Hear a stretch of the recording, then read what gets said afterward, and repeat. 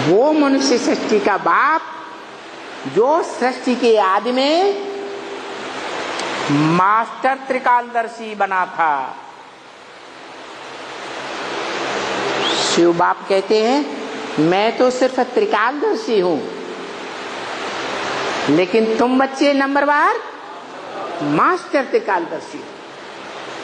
Master माने practical में त्रिकालदर्शी। तो जो आत्मा यज्ञ के आदि में इतनी चैतन्य की कि त्रिकालदर्शी थी,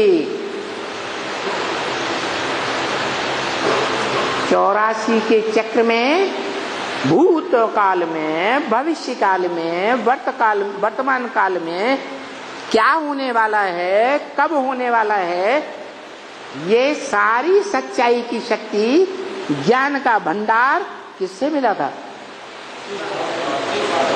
आत्माओं के बाप से मिला था। वही आत्मा इंद्रियों के संसर्ग संपर्क में आने से सतयुग के आदि से ही नीचे गिरती है या ऊंची उठती है?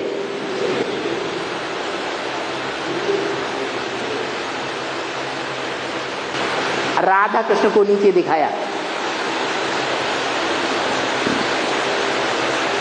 लक्ष्मी नारायण को ऊपर दिखाया।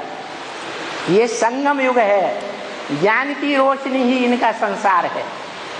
नारायण, नार माने ज्ञान जल, आयन माने घर। कहाँ रहते हैं? ज्ञान प्रकाश के वलय को उन्होंने अपना घर बनाया हुआ है। उसका दूसरा नाम दो भारत। भा माने ज्ञान की रोशनी। ये चारों ओर ज्ञान की रोशनी में रत लगे रहने वाले हैं। ऐसी चैतन्यता है, 100% चैतन्य, वही आत्मा है। रचना बनाती हैं तो संपन्न रचना, 16 कला संपूर्ण रचना, ऊंचे से ऊंची रचना,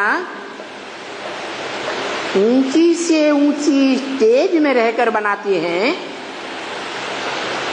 या नीची स्टेज में रहकर बनाती है? ऊंचे से ऊंची स्टेज क्या है?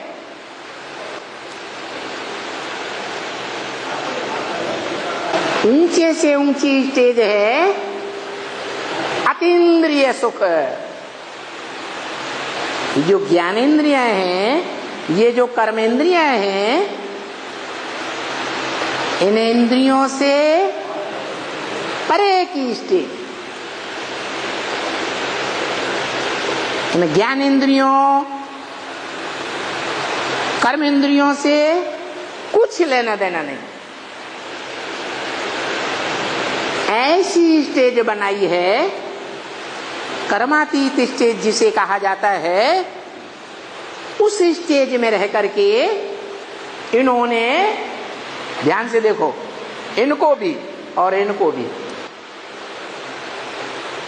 उस अतीन्द्रिय सुख की स्टेज में रह करके इन्होंने राधा कृष्ण की इंद्रियों का सुख लेने वाली, इंद्रियों में भी ऊंचे से ऊंची इंद्रिय कौन सी? आंख का सुख लेने वाली सृष्टि रची। ये रचयिता ऊंचे से ऊंचा, और ये रचना ऊंचे से ऊंची दुनिया की। रचयिता और रचना में फर्क होता है या नहीं होता है? यहां क्या फर्क दिखाया? ये ऊंचे से ऊंची स्टेज वाले, जहां इंद्रियों का कोई रस नहीं ले रहे हैं मन बुद्धि से,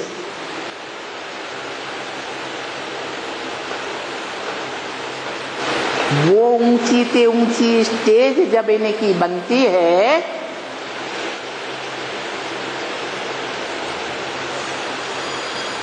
तो ये दोनों एक रूप हो जाते हैं या दो चार रूप होते हैं? वो रूप कौन सा है जो दुनिया में सबसे जास्ती पूजा जाता है? दुनिया की खुदाइयों में सबसे जास्ती वो यादगार मूर्तियां मिली है शिवलिंग। वो इनकी कंबाइंड स्टेज मनसा की है। मन बुद्धि का स्तर दोनों का एक हो जाता है। तो एक हुए या दो चार हुए? इसलिए खास भारत में मान्यता है त्वमेव माता च पिता त्वमेव। त्वम माने एक संस्कृत में, यूयम माने दो, युवाम माने तुम सब अनेक।